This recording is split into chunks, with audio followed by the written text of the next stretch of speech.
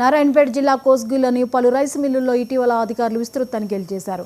75,417 బస్తాల ధాన్యం నిల్వ ఉండాల్సి ఉండగా కేవలం 86 బస్తాల ధాన్యం మాత్రమే అధికారులు గుర్తించారు. అక్రమాలు జరిగినట్లు గుర్తించిన అధికారులు 10,72 లక్షల రూపాయలు జరిమానా విధించి స్థానిక పోలీస్ స్టేషన్లో ఫిర్యాదు చేశారు.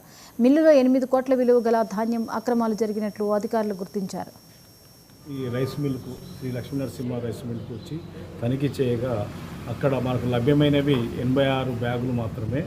మాకు ఉండాల్సినవి ఇక్కడ ఎంత అంటే 52,625 బ్యాగులు ఏమో 2022-23 సంవత్సరానికి గాను యాక్షన్ ప్యాడీ మరియు ఖరీఫ్ ప్యాడీ వచ్చేసి 2024-2025లో 22,792 ఉండాలి. మొత్తం కలిసి 75,417 ఉండాలి. మాకు లభ్యమైనవి మాత్రము 86 బ్యాగులు మాత్రమే. అతని వద్ద 75,331 షార్టేజ్ ఉన్నాయి కాబట్టి అతనిపై 6A కేసు నమోదు చేసి మేము మా పై అధికారులకు కలెక్టర్ మేడంకి సమర్పిస్తాం. 2 రోజుల క్రితం వచ్చాము, FCI వాళ్ళతో వచ్చి చూసిన తర్వాత ప్యాడీ ఎక్కడ ఉందని చెప్తే వాళ్ళు ఎవరు అందుబాటులో లేరు.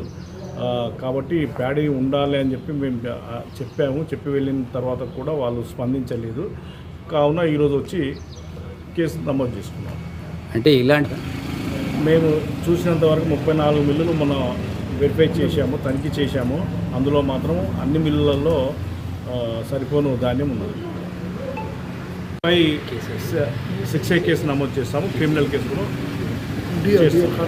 కార్పొరేషన్ వారు DM వారు దీనిపై క్రిమినల్ కేసు కూడా బుక్ చేస్తారు.